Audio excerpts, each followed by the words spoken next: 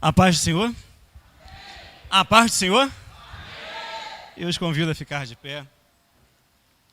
Abrir a sua Bíblia, o livro de Hebreus, capítulo de número 11.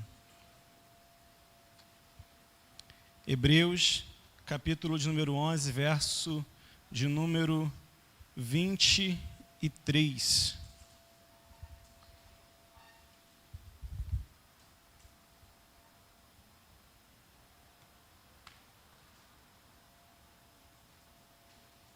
Felizes estamos de podermos estarmos aqui na casa do Senhor. Bom vermos essa igreja cheia, abençoada. Como o pastor falou, bastante pessoas nos visitando, pessoas que há um tempo nós não víamos. Eu ainda sinto falta de algumas pessoas que não puderam estar aqui hoje, que são nossas, mas que hoje não estiveram aqui. Eu mais feliz ainda estou porque eu pensei assim, que minha filha falou assim: pai, hoje tem jogo do Flamengo. Aí eu falei, vai dar ruim. Aí, só que tipo assim, ver vocês aqui mostra uma coisa muito boa. Aí Deus está trabalhando na maturidade espiritual da sua igreja. Amém? Hebreus capítulo de número 11, verso de número 23... diz assim a palavra do Senhor: pela fé, Moisés, já nascido, foi escondido 3 meses por seus pais, porque viram que ele era um menino formoso, e não temeram o mandamento do rei. Pela fé, Moisés, sendo já grande, recusou ser chamado filho da filha de Faraó, escolhendo antes ser maltratado com o povo de Deus, do que por um pouco tempo ter o gozo do pecado, e tendo por maiores riquezas o vitupério de Cristo do que os tesouros do Egito, porque tinha em vista a recompensa. Pela fé, deixou o Egito, não temendo a ira do rei, porque ficou firme, como vendo o invisível. Como vendo o invisível. Em algumas versões diz assim, como vendo aquele que é invisível. Quem tem essa versão aí na sua Bíblia? Levanta a mão. 1, 2, 3. Várias pessoas com essa versão. Porque o invisível a qual o texto está falando é Deus. Amém? Curve sua cabeça, feche seus olhos, vamos orar. Querido Deus e Pai, sou grato a Ti nessa hora pela Tua bondade, em que mais uma vez envolve-nos, Seu Deus, neste recinto, nesse lugar santo, nesse lugar, Senhor Deus, que Tu tens separado para ser chamado casa de oração. Eu quero Te louvar, Senhor Deus, porque o Senhor é bom, porque grande é a Sua misericórdia sobre nossas vidas.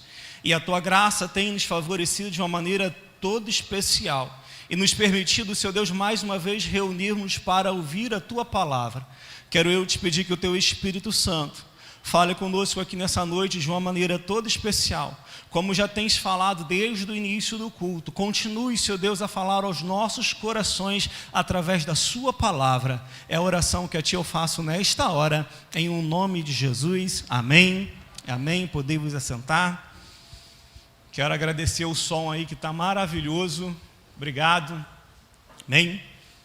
Queridos, nessa última semana, nesse final de semana, propriamente dito, de sexta para cá,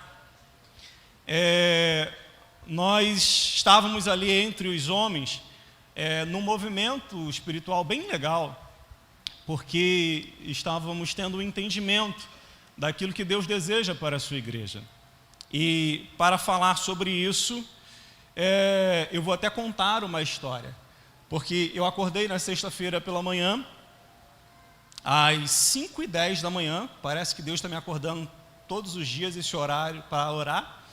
E aí, quando eu acordei, veio a mim 2 palavras que falavam sobre crescimento e amadurecimento. Crescimento e amadurecimento. E eu peguei e compartilhei lá com o nosso grupo de intercessão de homens, que graças a Deus, aqui na nossa igreja, nós temos um grupo de intercessão de homens forte, abençoado, que tem crescido e tem se mostrado muito zeloso pelas coisas do Senhor. E essas duas palavras mexeram no meu coração porque no ano passado, após conversar com os coordenadores da empresa sobre a proposta do crescimento para o ano de 2022, no ano 2022, que foi o ano passado, nós falávamos sobre nossos objetivos de crescimento na empresa, como gostaríamos que a empresa crescesse, prosperasse, aumentasse, e todos os coordenadores impulsionados que ficaram com a visão, e vamos fazer acontecer, vamos trabalhar, a medição vai arrebentar em 2022, e foi. Eles começaram a arrebentar de vender. E aí, no afã de alcançar os seus objetivos empresariais, eles quiseram fazer um crescimento horizontal. Em vez de aumentar o número de vendas, proporcional ao produto que nós já trabalhávamos, aos produtos que nós já trabalhávamos, eles aumentaram o número de vendas, adicionando mais produtos no nosso portfólio. Só que esse crescimento das vendas não foi um crescimento saudável, porque automaticamente eles não se preocuparam, eles preocuparam-se tão somente com o valor final, ou seja, o número final do faturamento, e não se preocuparam com markup, com margem, com a lucratividade. Então, encheram a empresa de produtos que tinham margens mínimas, e alguns deles até margens negativas. O problema foi que, para atender a demanda logística de todas essas vendas, foi necessário contratar vários cooperadores novos. E aí, aos olhos naturais, numa visão assim, poxa, a empresa está indo legal, está crescendo, o faturamento aumentou, está contratando mais funcionários, está dando mais emprego, isso é legal a beça, só que, no entanto, tem um DRE, que é ele que fala a verdade. O DRE que fala a verdade, porque o DRE é quem diz se a empresa está ou não dando lucro no final das contas, na última linha.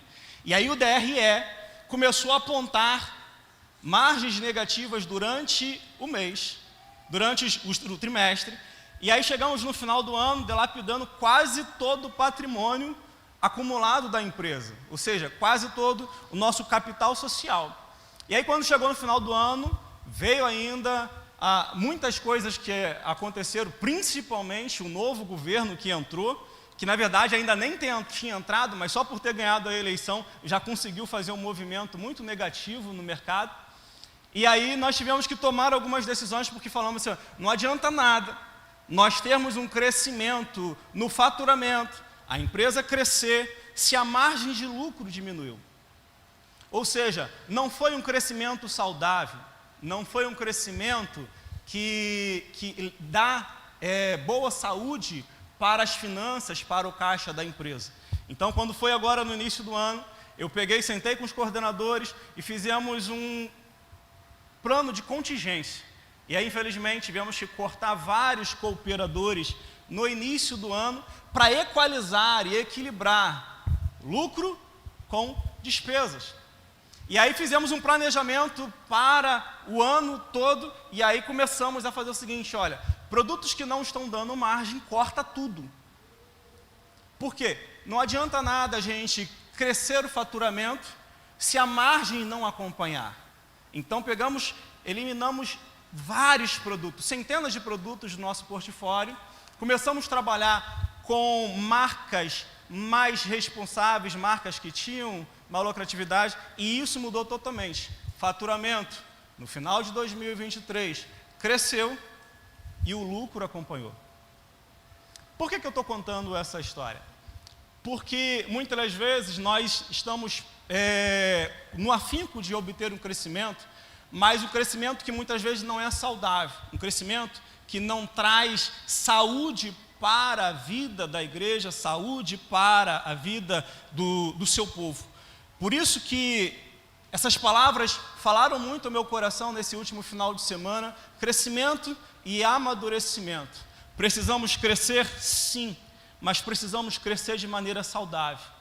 Crentes convertidos de verdade, crentes que têm vida devocional em dia, crentes que amem ao Senhor, que sejam verdadeiramente convertidos, que tenham um comprometimento real com a sua palavra, que estejam dispostos a viver uma vida que agrade a Deus, uma vida que realmente venha condizer com a fé que nós professamos no nosso Senhor.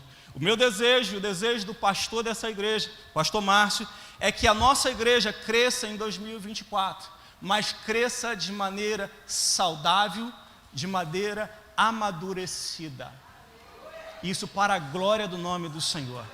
E nós estamos com grandes expectativas, porque Deus já tem falado ao nosso coração. 2024 vai ser um ano de crescimento, mas não só crescimento, vai ser um ano de amadurecimento. E o desejo do meu coração para a nossa igreja é que nós venhamos crescer, não somente aqui, mas que você também venha crescer na sua vida pessoal, na sua vida familiar, na sua vida profissional, para que o nome do Senhor venha a ser glorificado em todas as áreas da nossa vida. Você pode dizer amém com isso? Amém. Bendito é o nome do Senhor. Então vamos entrar na mensagem. O texto que nós lemos fala sobre fé. E é sobre isso que eu quero falar aqui nessa noite. Porque a vida de Moisés foi uma vida de milagre. Foi uma vida onde ele, para viver o propósito de Deus, ele teve que romper com o passado que ele vivia no Egito. E assim é a nossa vida. Se nós não conseguirmos rompermos com o passado, nós não conseguimos evoluir. Nós não conseguimos avançar, nós não conseguimos progredir. Tem uma frase de efeito que o nosso pastor fala, e hoje o Douglas publicou lá no nosso grupo, que diz assim: quem não anda para frente? Então nós precisamos avançar, nós precisamos aprender a progredir.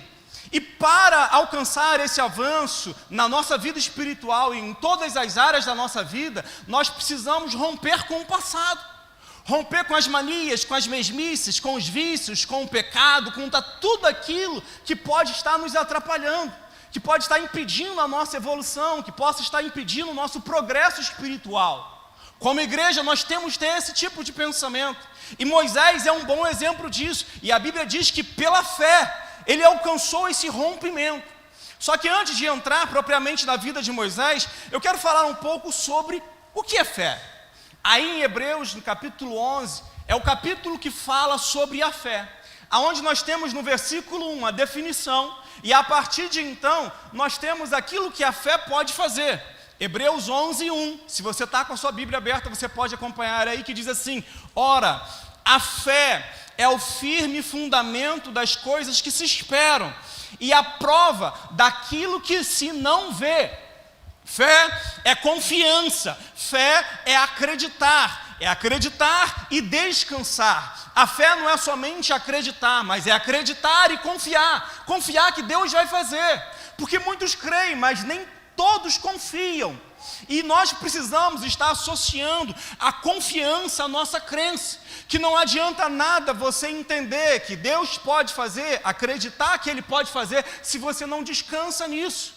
A Bíblia diz que não basta apenas ter fé, porque a Bíblia diz que até os demônios creem e tremem diante do Senhor. Mas nós temos que aprender a confiar e descansar no Senhor, acreditando que Ele vai fazer, porque a fé, ela faz isso na nossa vida. Você vai ver no versículo de número 2, que diz assim: porque pela fé os antigos alcançaram bom testemunho. O testemunho alcançado pelos antigos, que é descrito na narrativa do versículo de número 10 e depois todo o capítulo 11, diz que os antigos, eles alcançaram bom testemunho diante do Senhor. Então, pela fé, nós alcançamos bom testemunho. No versículo de número 3 diz que essa fé, ela produz entendimento espiritual. Versículo 3 diz assim: pela fé entendemos que os mundos, pela palavra de Deus, foram criados de maneira que aquilo que se vê foi feito daquilo que não é aparente, daquilo que não se pode ver. Olha só que coisa interessante. Pela fé entendemos que o mundo e tudo aquilo que se vê veio à existência a partir daquilo que não é aparente. Como você sabe, tudo que existe é produto da energia. Tudo que existe é energia acumulada através daquelas ligações que nós entendemos no colégio, ligações datônicas, iônicas, covalentes, aquelas ligações onde um átomo segue um elétron para outro átomo e se aglomera formando uma molécula e então formando a matéria. Então, pela fé entendemos que o mundo que hoje existe veio à existência a partir daquilo que não se vê. A energia é pré-existente, a ciência diz isso. E quando Deus falou, haja, o haja de Deus fez com que as moléculas se agrupassem, dando forma a tudo aquilo que se vê. E a Bíblia diz que como que nós entendemos isso? Pela fé. O homem natural não consegue entender os milagres de Deus. O homem natural não consegue aceitar a existência de Deus. O homem natural não consegue admitir que tudo aquilo que existe é fruto da operação do poder da palavra do Senhor. Mas, no entanto, eu e você entendemos, pela fé, que pela palavra de Deus, os mundos foram criados e tudo pela palavra de Deus subsiste e é sustentado pela palavra do seu poder. Algumas pessoas podem dizer, mas vocês crentes são muito infantis, são muito inocentes, acreditar naquilo que a Bíblia diz. Olha, eu prefiro acreditar naquilo que a Bíblia diz, porque essa é a palavra do Senhor, do que acreditar numa falsa ciência que não consegue provar nada de um dos postulados que ela realmente tem sustentado. A Bíblia vai dizer que um grande peixe engoliu Jonas e durante 3 dias ele permaneceu no ventre do peixe. A ciência pode dizer, isso é impossível. Hoje já é possível provar que isso é possível. Mas, no entanto, ainda que alguém diga, foi uma baleia que engoliu, pela fé, se a Bíblia dissesse que fosse uma sardinha que engoliu Jonas, eu acreditaria, porque eu creio no Deus que faz coisas impossíveis. E é pela fé que nós temos esse entendimento. O versículo de número 6 diz assim que pela fé é a maneira como nós agradamos a Deus e somos recompensados por Ele. Diz aí o texto, Hebreus 11:6. Ora, sem fé é impossível agradar a Deus, porque é necessário que aquele que se aproxima de Deus creia que Ele existe e que se torna galardoador daqueles que o buscam. Nós não conseguimos agradar a Deus se nós não crermos nele. Nós não conseguimos sermos agradáveis ao Senhor se nós não crermos nele. Diz assim, sem fé é impossível agradar a Deus. Uma pessoa que tem uma vida religiosa meramente intelectual, uma pessoa que tem uma vida de um cristianismo que puramente é um assentimento daquilo que ela leu, daquilo que ela ouviu, daquilo que ela imaginou e aceita isso como verdade, mas no entanto no seu coração não crê, essa pessoa não consegue ser agradável ao Senhor. Aqueles que agradam ao Senhor são aqueles que creem no íntimo do seu coração que Deus está no nosso meio. Deus está no nosso meio e Ele continua operando aqui neste lugar. Então, sem fé é impossível agradar a Deus, porque a Bíblia diz, é necessário. Diga para a pessoa que está ao seu lado, é necessário crer em Deus.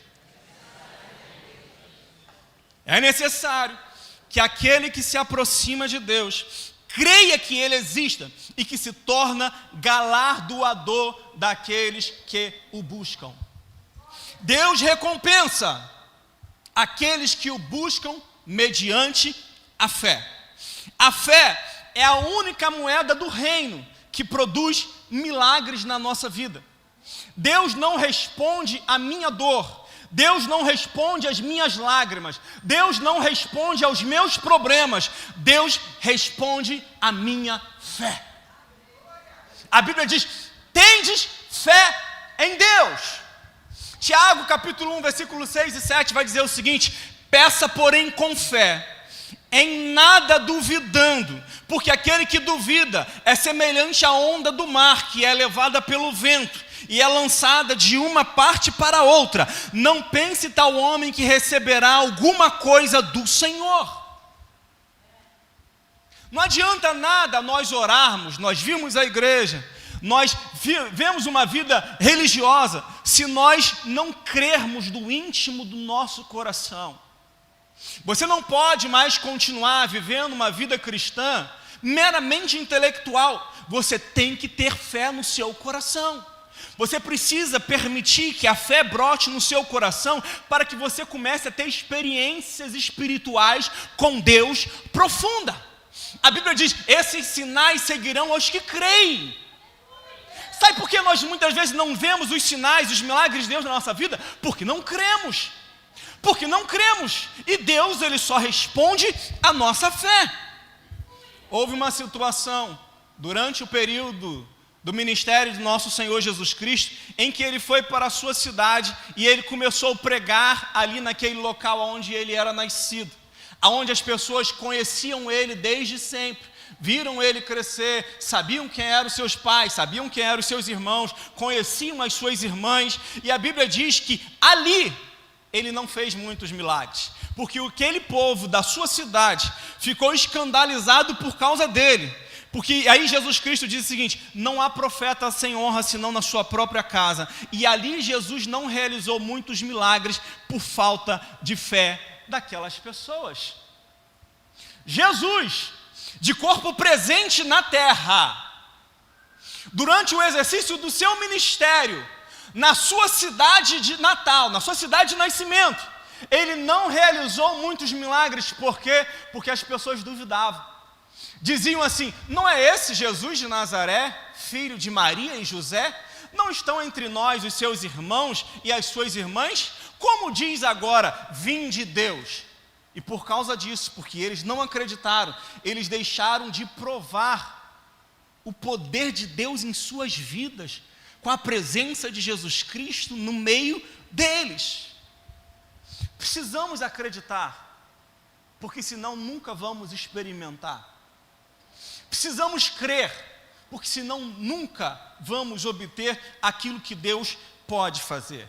Como que nós alcançamos essa fé que produz milagres na nossa vida? A fé é adquirida por aquilo que ouvimos e ativada por aquilo que falamos. Romanos 10:17 diz assim: a fé vem pelo ouvir, e o ouvir pela palavra de Deus. Quando ouvimos e damos crédito à palavra de Deus, a fé desenvolve-se em nosso coração e produz milagres. Bartimeu ouviu que Jesus Cristo haveria de passar ali próximo aonde ele estava, no caminho entre as Jericós.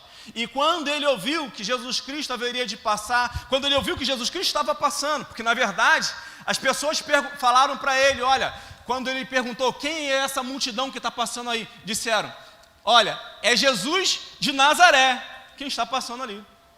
Olha só que coisa interessante. Quando Bartimeu perguntou quem é que estava passando, disseram, é Jesus de Nazaré. Quando falaram para ele, é Jesus de Nazaré, não estavam dando crédito a Jesus, porque de Nazaré, como diz Natanael, poderia vir alguma coisa boa. Estavam, na verdade, desdenhando, desmerecendo Jesus. Mas Bartimeu, que já havia ouvido falar, porque ele é cego, mas não era surdo, daquele Jesus que entrou na sinagoga e pegou o livro do profeta Isaías e leu, o Espírito do Senhor está sobre mim, pelo que me ungiu para evangelizar os pobres e cansados, anunciar o ano aceitável do Senhor, propagar aos aqueles que estão em prisão liberdade dos castigos e abrir vista aos cegos. Bartimeu falou, esse Jesus tem poder para realizar o milagre que eu preciso.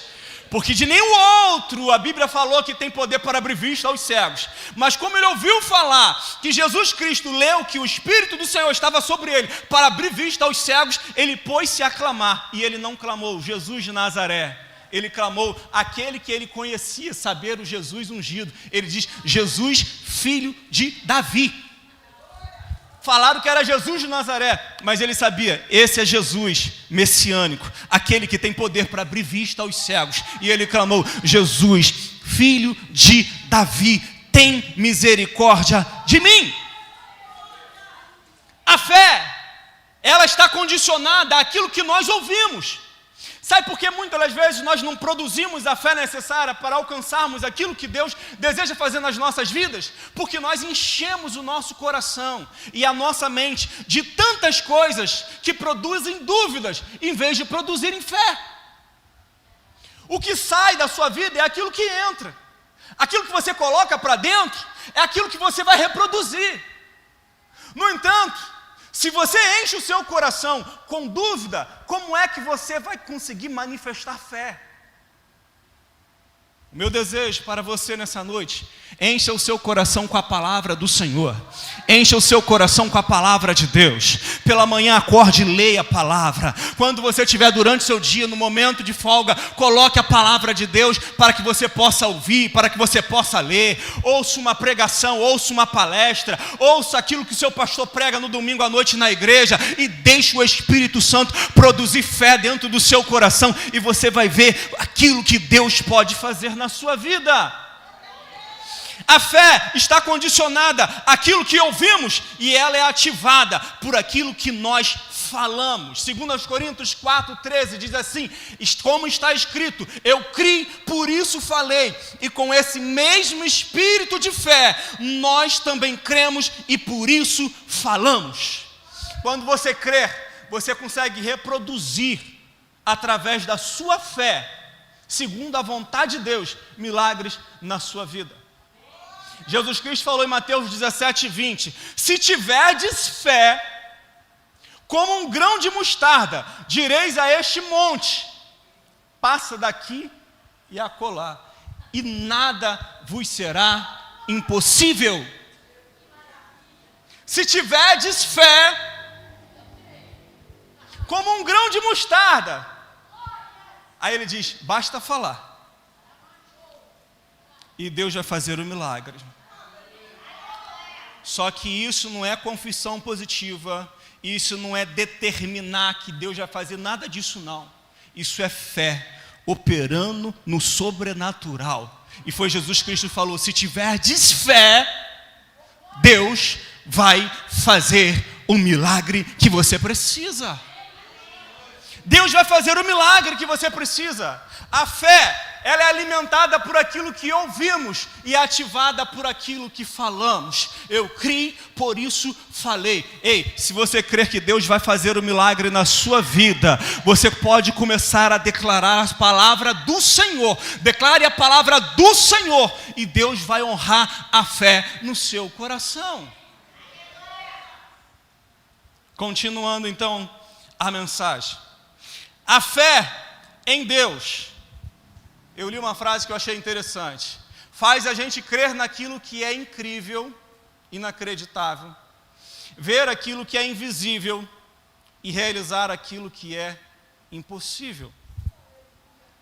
Por isso eu quero falar aqui nessa noite sobre essa fé que vê o invisível, que foi a fé que brotou no coração de Moisés. O texto do versículo 23 do capítulo 11 que nós lemos diz assim: pela fé Moisés, apenas nascido, foi ocultado por seus pais durante 3 meses, porque viram que a criança era formosa, e também não ficaram amedrontados pelo decreto do rei. Aqui está falando sobre, ainda antes do início da vida de Moisés começar, os seus pais, Amrão e Joquebede, eles tiveram fé suficiente em Deus para gerar seu filho, deixá-lo vir, mesmo diante de circunstâncias desfavoráveis da sua época. Moisés nasceu num período em que Faraó havia ordenado que todas as crianças fossem assassinadas. Todas as crianças do sexo masculino que nascessem deveriam ser mortas. Por isso, muitos casais, durante a relação, eles praticavam coito interrompido, porque eles tinham medo de gerar um filho do sexo masculino e essa criança ser assassinada, ser jogada no rio Nilo para ali morrer afogada. Só que, no entanto, a Bíblia diz que pela fé, Joquebede, mãe de Moisés, gerou o seu filho, e a Bíblia diz que foi pela fé. Ela aceitou deixar o seu filho nascer, mesmo num ambiente hostil, aonde a morte poderia ser algo fatídico na sua vida. E é aí que eu quero falar, porque hoje vivemos num mundo muito complicado, muito caótico.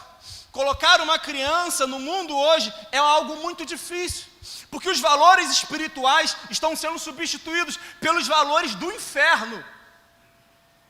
Gerar um filho hoje é algo muito complicado.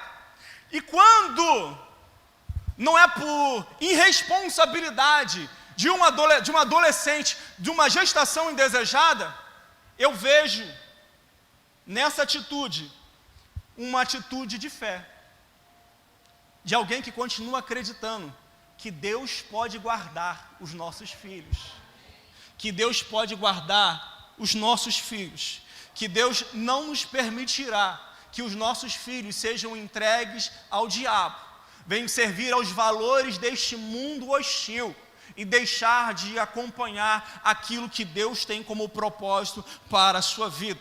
Eu quero lhe dizer algo muito importante para você aqui nessa noite. Em nome de Jesus Cristo, não permita que o diabo aborte os seus sonhos, seus planos, suas realizações em Deus. Porque ainda que Satanás se levante com todas as forças do inferno para tentar abortar aquilo que Deus tem colocado no seu coração, continue crendo, continue gerando, continue concebendo. O milagre de Deus vai acontecer na sua vida e Deus vai sustentar e fazer a manutenção dele, para que o nome dele seja glorificado através de você.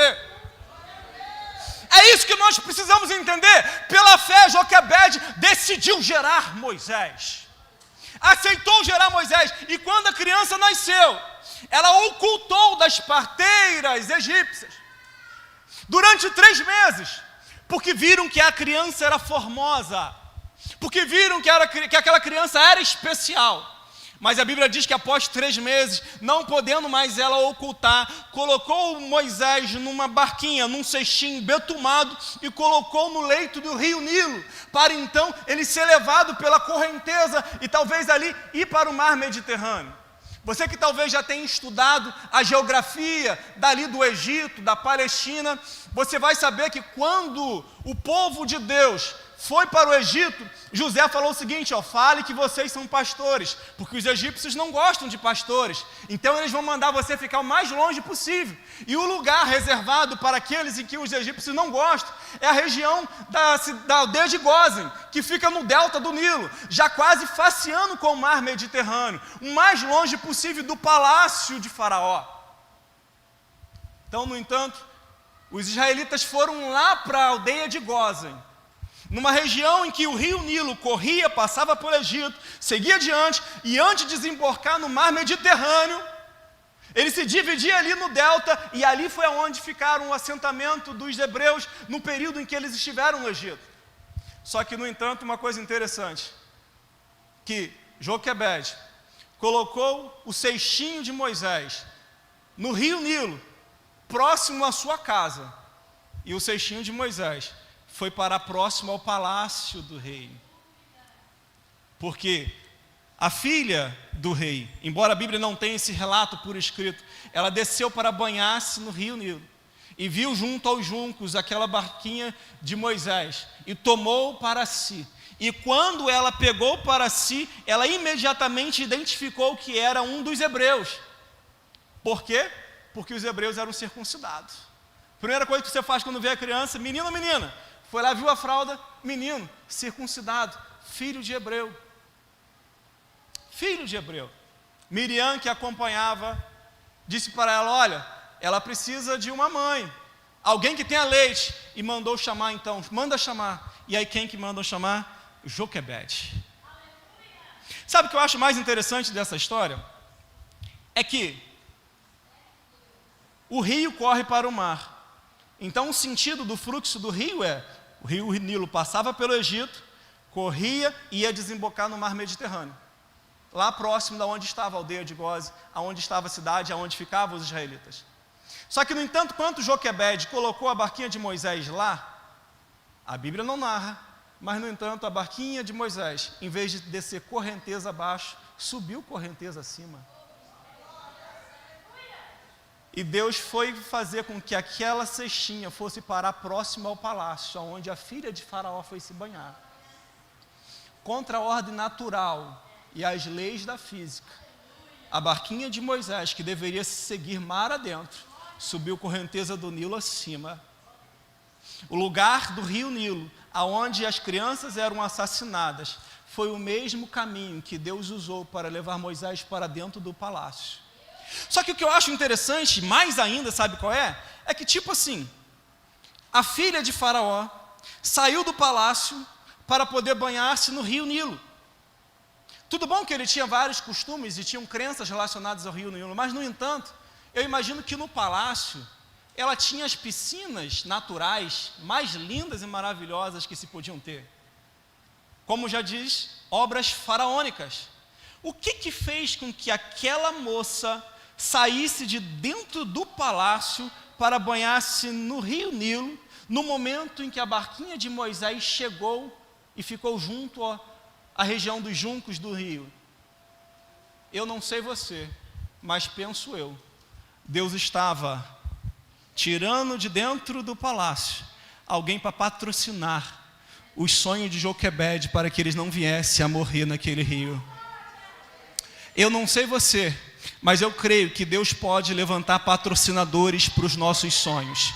Deus pode sustentar-nos através das mãos daquele que Ele deseja que venha, Senhor, a ser sustento para nós. Quando você crer, você vê milagre. Quando você crer, você prova milagre. Quando você acredita, Deus realiza. Deus realiza.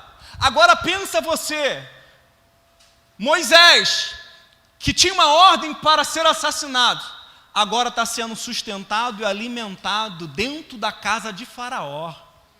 Ou seja, Deus escondeu aquele que haveria dele usar um dia para libertar o seu povo, dentro da casa do seu inimigo.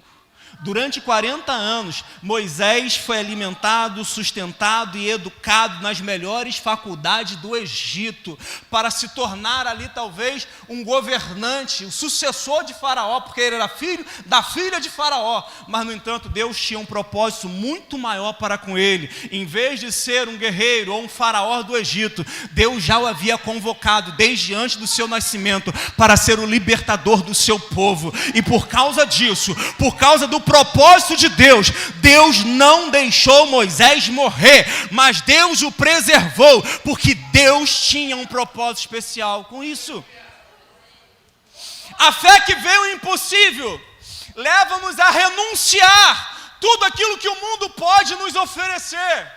E foi exatamente isso que Moisés fez. Você leu aí comigo que pela fé Moisés, ele recusou, sendo já grande, recusou ser chamado filho da filha de Faraó. Ele recusou o seu direito ao trono. Ele recusou ali fazer parte da sucessão do Egito. Querido, era governar a maior potência do mundo daquela época. José havia comprado todas as regiões vizinhas, todos os moradores, todos se tornaram vassalos do Egito durante aquele período. Moisés haveria de herdar o trono de Faraó, mas no entanto a Bíblia diz que pela fé, ele renunciou ser chamado filho da filha de Faraó. Quero lhe dizer algo muito importante. Ele tomou essa decisão por sua livre vontade. Por sua livre vontade. Jesus Cristo, ele disse o seguinte, olha, se alguém quiser vir após mim, negue-se a si mesmo, tome a sua cruz e siga-me.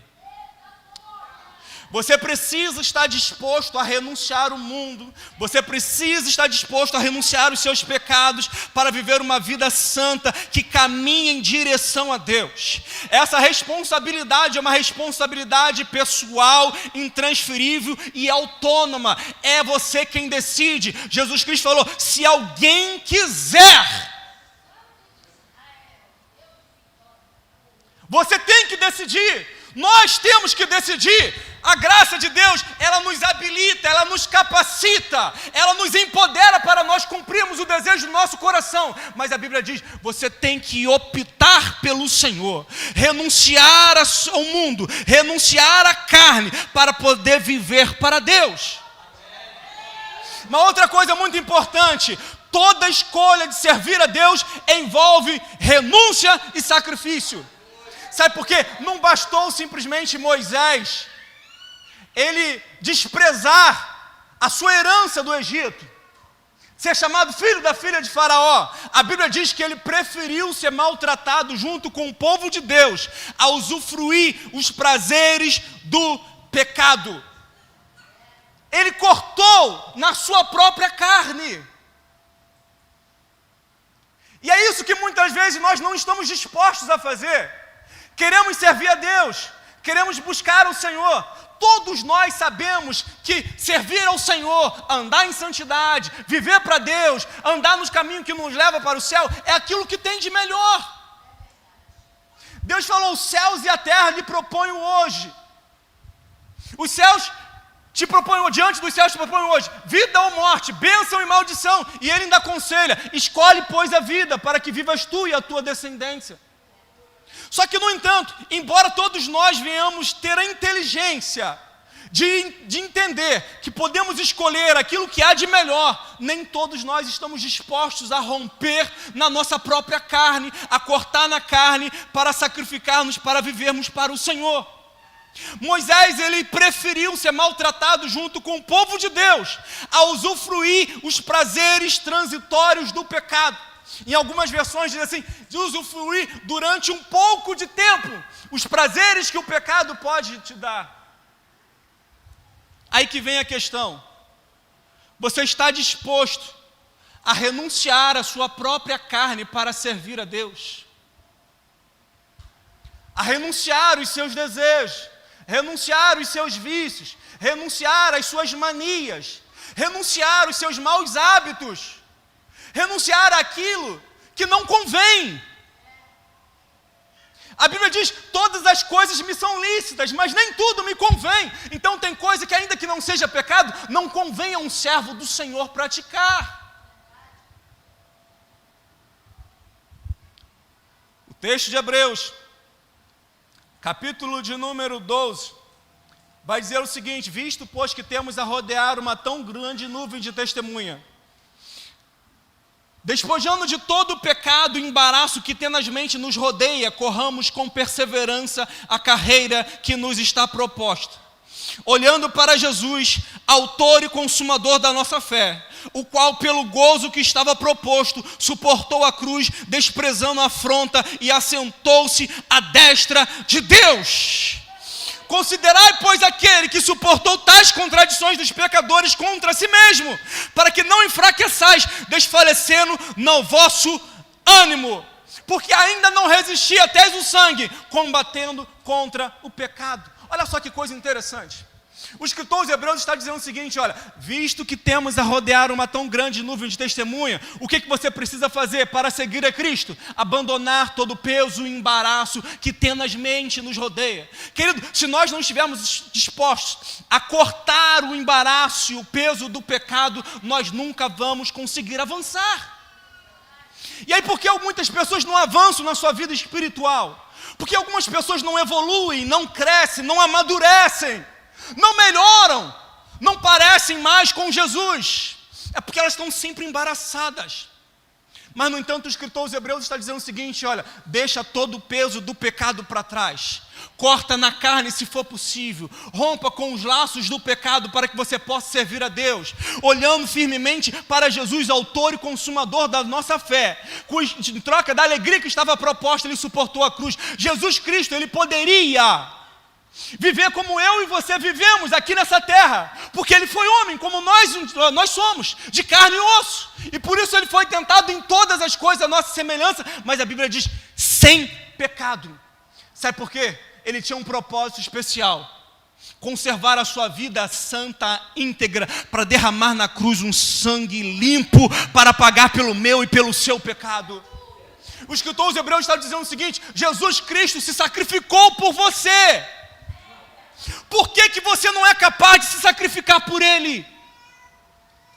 E ele falou o seguinte: na nossa luta contra o pecado, nós ainda não temos chegado ainda na própria carne, na dor, no sangue, para resistirmos ao pecado. Isso quer dizer o seguinte: você tem que estar disposto a ir além da dor, além do sangue, além do sofrimento, a cortar na carne, para que você possa servir a Deus, viver uma vida que Cristo viveria. Foi isso que Paulo disse: olha, irmãos, eu já estou crucificado com Cristo.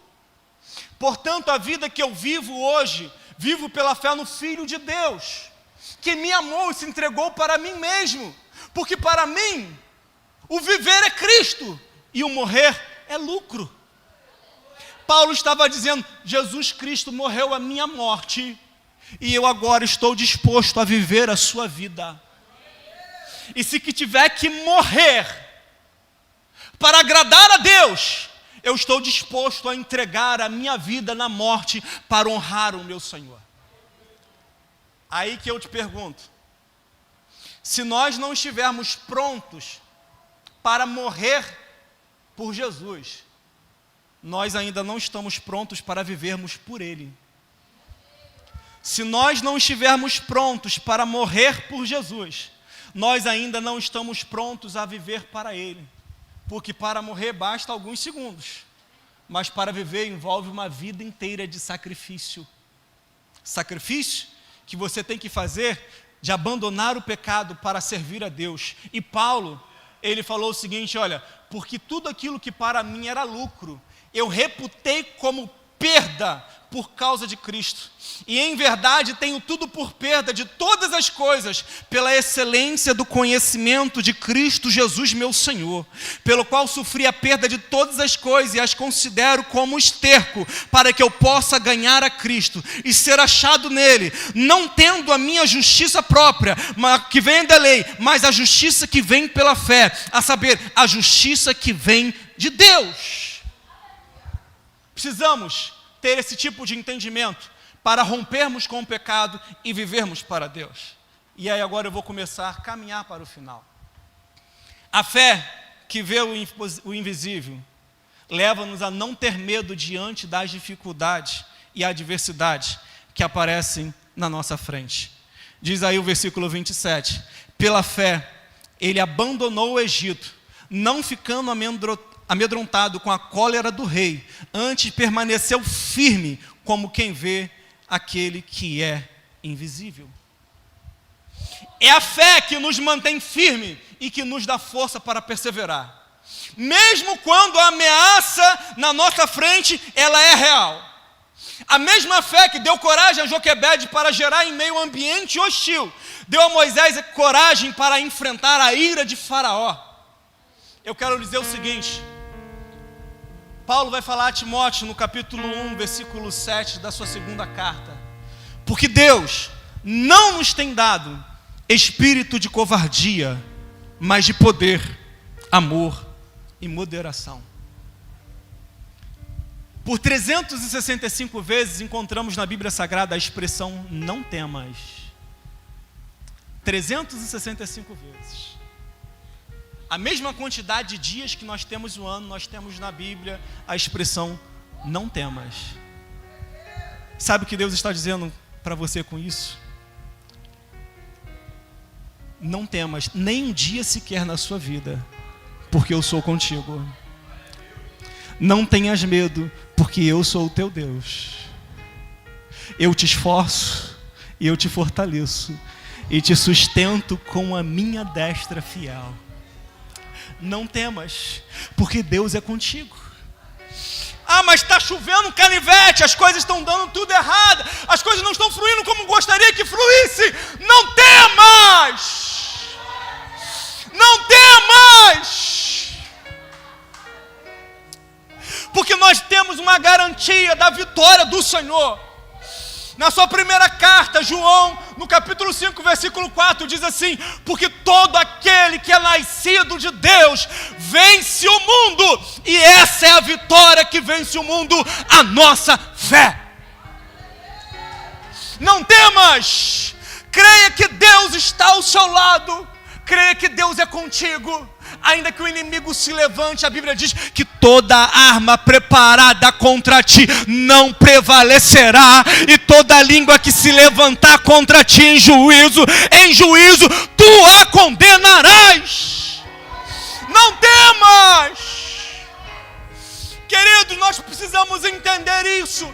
precisamos assumir diante de Deus, diante do mundo, uma postura firme, uma postura de coragem, uma postura de enfrentamento, em meio às dificuldades. Você tem que permanecer fiel, e é a sua fé que vai te sustentar diante daquilo que te provoca medo.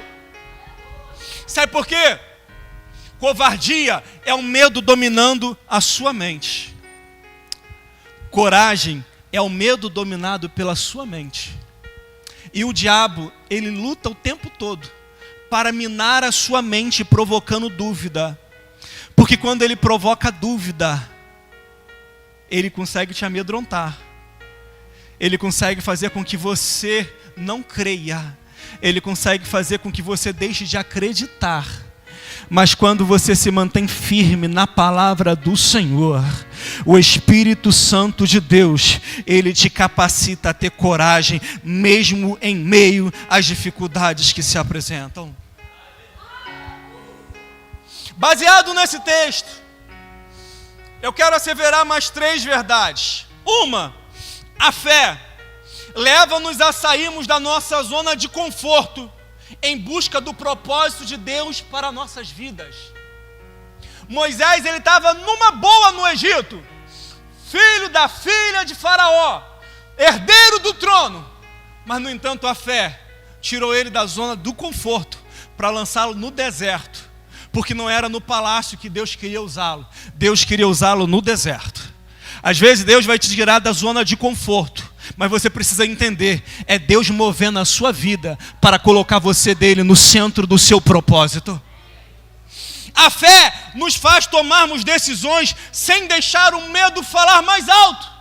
A Bíblia diz, pela fé, Moisés não temeu a ira de Faraó. Ele sabia que Faraó tinha poder de vida ou morte sobre ele. Mas, no entanto, ele sabia a quem ele estava obedecendo. E ele estava obedecendo ao mandamento do Senhor. Ele poderia dizer, foi Deus que me enviou aqui. Então o Senhor vai cuidar da minha vida. E ainda que seja grande o poder do Egito, ainda que seja grande o poder de Faraó, ninguém vai prevalecer contra a minha vida, porque Deus vai me sustentar. A fé faz-nos recusar aquilo que é aparente para viver aquilo que é eterno. A Bíblia diz, Moisés preferiu abandonar o Egito, de ser chamado filho da filha de Faraó, como que vendo o invisível, porque ele tinha por muito mais precioso o vitupério de Cristo do que os tesouros de Faraó. A fé faz com que você seja capaz de abrir mão de tudo por algo muito maior, que é o céu, que é a glória, que é a sua salvação em Deus, que é a sua comunhão com Cristo. A fé faz com que você venha recusar tudo aquilo que o mundo possa te oferecer, porque eu sei que o diabo ele oferece, eu sei que o diabo tenta, eu sei que o diabo instiga, eu sei que o diabo alimenta, mas no entanto você pela fé vai poder dizer não para o diabo e sim para as coisas que são de Deus. Pela fé você vai poder dizer não para o pecado e sim para uma vida de santidade. Pela fé você vai ser capaz de renunciar os prazeres terrenos e transitórios que aqui vão acabar, para poder você viver uma eternidade com Deus em comunhão plena. Essa é a vitória que vence o mundo. A nossa fé. A fé que vê o invisível, ela não se move pelas circunstâncias, mas ela se move pelas promessas de Deus. Deus falou para Moisés, Moisés vai lá e tira o meu povo, traga para o deserto, porque eu vou cumprir aquilo que um dia eu prometi ao meu servo, ao meu amigo Abraão. O tempo do cumprimento da promessa está chegando, e eu conto com você. A fé que vê o invisível, ela não se move pelas forças das circunstâncias, mas ela se move pela promessa de Deus. Quer ver um grande exemplo disso? Caleb. Não sei se você já ouviu falar nele, mas ele foi um dos espias que Moisés enviou de Cádiz Barneia a espiar a terra de Canaã. E a Bíblia diz que ele foi com Josué e mais 10, e depois de 40 dias eles voltaram e trouxeram um relatório para Moisés. Os 10 espias infamaram a congregação e todos começaram a murmurar. Mas Caleb disse: eia, subamos, porque nós haveremos de conquistar. Mas, no entanto, a murmuração foi muito grande. Deus se irou contra aquela nação. E ele falou o seguinte: olha, segundo os dias que espiaram a terra, cada dia representando um ano, durante 40 anos, esse povo sofrerá o meu desagrado no deserto, até que toda essa geração, contada de 20 anos para cima, morra no deserto. E somente o meu servo Caleb e Josué haverão de conquistar a terra prometida. Toda uma geração de 603.550 homens que saíram do Egito, contados de 20 anos para cima, pereceram no deserto do Sinai, andando em círculo, durante 40 anos. Porque a murmuração, ela atrasa a bênção de Deus nas nossas vidas. Nunca ceda a sua boca para murmurar. Em vez de murmurar, adore ao Senhor.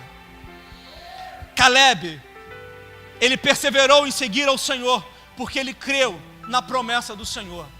E num dia, após 45 anos já haver se passado, ele chegou para Josué no tempo da distribuição das terras e falou o seguinte: olha, há 45 anos atrás, Moisés prometeu que me daria Hebrom. Porque você lembra, Josué, que você foi comigo, você estava lá. Os meus irmãos que nos acompanharam, eles inflamaram a congregação e fizeram com que todos murmurassem. Mas, no entanto, Caleb diz assim: porém, eu perseverei em seguir ao Senhor. Eu não fui Maria com as outras. Eu não fui papagaio que fica repetindo o que os outros falam. Eu não fui piolho que anda pela cabeça dos outros. Eu me mantive firme. Eu perseverei em seguir ao Senhor. Já se passaram 45 anos, eu tinha 40, agora estou com 85. Mas ele diz assim: ó, tal era a minha força de outrora, tal também é a minha força de agora, tanto para entrar na peleja, quanto para sair vitorioso dela. E sabe que terra ele pediu? Ele falou assim: eu quero Hebrom, porque é a terra onde estão os gigantes. Os mesmos gigantes que fizeram com que o povo infamasse a terra há 45 anos atrás, permaneciam na terra. Mas Caleb falou assim: pode me dar Hebrom, que eu vou botar aqueles gigantes para correr e eu vou conquistar a promessa de Deus para a minha vida. Caleb, ele não se movia pelas circunstâncias, nem se movia pela opinião dos outros. Ele se movia pela fé na promessa de Deus. Quem tem fé na promessa de Deus não aceita menos daquilo que Deus pode fazer na sua vida. Ele entende que Deus pode realizar um milagre e ele continua crendo e profetizando o milagre sobre sua vida. É a fé que nos sustenta para que nós possamos viver a promessa. E agora eu encerro. O grupo de louvor pode se achegar. E eu convido você a ficar de pé.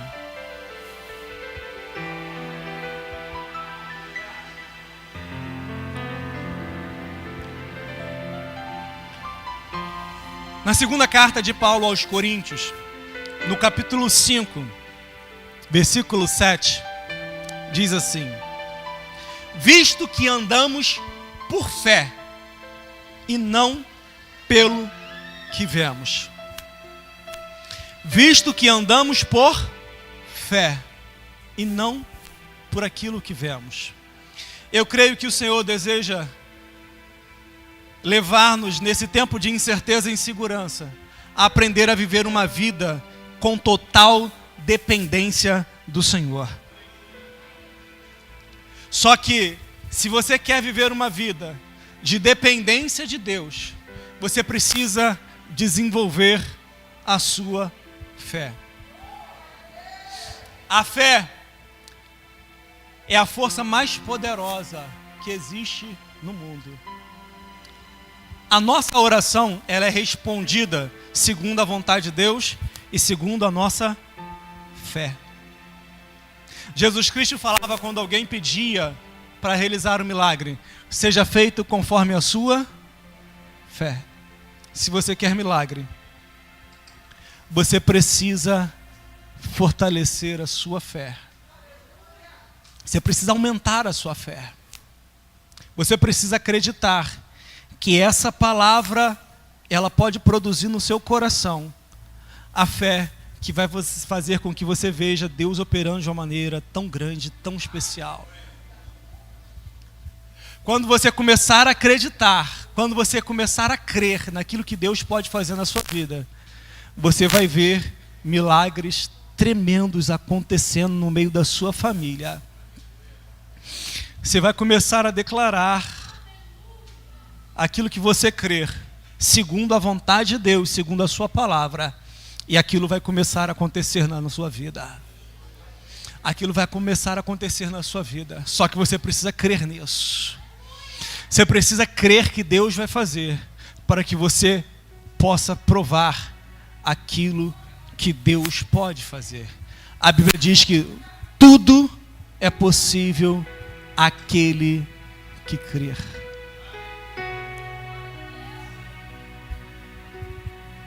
Coloque a mão no seu coração nesse momento. Eu quero orar por você. Já faz 1 hora que eu estou pregando aqui, e eu creio que o Espírito Santo, ele tem produzido fé no seu coração, e eu creio que ele vai fazer milagres na sua vida. Eu já vou passar para o pastor, mas eu quero nesse momento orar com você nesse momento, porque eu não sei qual a sua necessidade, mas como eu falei, Deus não responde a sua necessidade, Deus responde a sua fé. Então, se você crer, Deus pode fazer. Deus pode fazer. Não estou dizendo que Ele vai fazer, mas que Ele pode fazer, Ele pode. Mas Ele vai fazer segundo a sua fé. Então, em nome de Jesus Cristo, apresente aquilo que você deseja apresentar para Deus, e que você depois vai testemunhar aquilo que Deus pode fazer na sua vida. Meu Deus, Pai Todo-Poderoso, é em nome de Jesus Cristo que nós vamos a Ti nessa hora. Senhor, em nome de Jesus Cristo, temos pregado a Tua palavra, Senhor Deus, que nos fortalece, a Tua palavra que nos sustenta, que nos alimenta, a Tua palavra que nos convence, a Tua palavra que nos dobra diante da Tua presença. Deus, em nome de Jesus Cristo, Senhor Deus, eu quero lhe pedir que Tu confirme a Tua palavra, Senhor Deus, no coração de cada irmão meu aqui nessa noite. Que todos quantos nessa hora estão com as suas mãos levantadas e uma mão no coração, possam estar recebendo da sua parte, Senhor Deus, um milagre poderoso em suas vidas. Eu não sei qual a necessidade de cada um dos meus irmãos aqui nessa noite, mas eu sei o Deus a qual eu sirvo, o Deus que é poderoso, o Deus que pode realizar milagres tremendos, o Deus, Senhor Deus, que não conhece impossíveis, que não conhece esse limite. E Deus, a Tua palavra diz que tudo é possível aquele que crê. Nós cremos no milagre, Senhor Deus, nesta hora, e pedimos em um nome de Jesus. Deus, eu te peço em um nome de Jesus Cristo, que segundo a Sua boa palavra, que segundo a Sua boa vontade, cumpre, Deus, o desejo do nosso coração. Cumpre, Deus, aquilo que nós necessitamos e apresentamos diante de Ti. Que se for cura, Senhor Deus, Tu possa estar curando. Que se for, Senhor Deus, porta de emprego, que Tu possa estar abrindo nessa hora. Que se for restauração conjugal, Deus, em nome de Jesus, entra com providência neste lar. Entra com providência, Senhor Deus, nessa casa. Entra com providência nesse casamento e realiza um milagre em nome de Jesus. Em nome de Jesus Cristo. Em nome de Jesus Cristo. Em nome de Jesus Cristo, Deus. Em nome de Jesus, passei em nosso meio aqui nessa hora. Em nome de Jesus Cristo, faz Teu querer. Faz Teu querer, Senhor. Faz Teu querer, Senhor, em nome de Jesus. Em nome de Jesus. Visita agora, Senhor, essa pessoa que está pedindo uma restauração da sua parte. Em nome de Jesus Cristo, Deus. Em nome de Jesus. Manifesta a Tua vontade aqui nessa hora. Em nome de Jesus Cristo. Em nome de Jesus. Amém, Senhor.